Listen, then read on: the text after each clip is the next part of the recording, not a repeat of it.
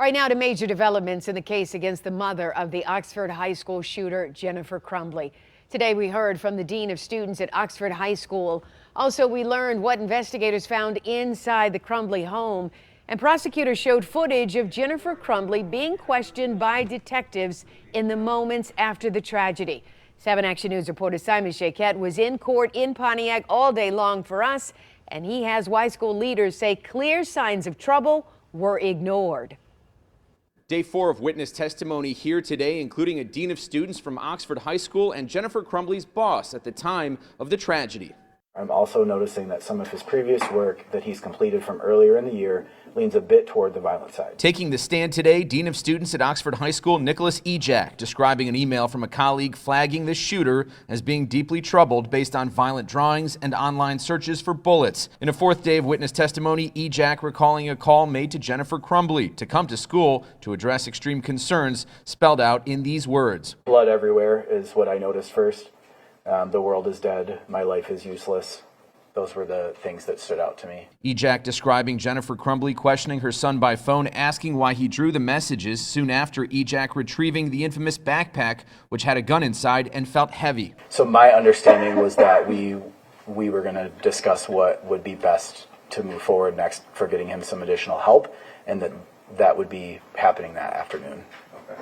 And then happening that afternoon was that he would be leaving from the parent meeting with his parents. A meeting with the shooter and his parents followed, but parents made the choice not to take him home, telling school leaders they had to go back to work. His parents confirmed the things that Ethan was sharing with us in his office that were kind of explaining the drawings and the words that he had written that supported him feeling sad.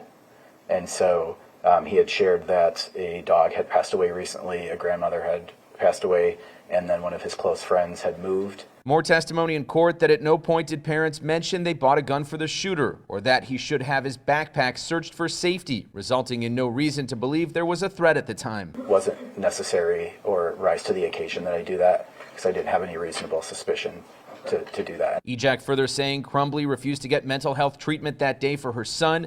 The father of victim Justin Schilling telling us this. Certain things take priority over work, for sure, and my family is one of them. It wouldn't matter in what I was doing at work.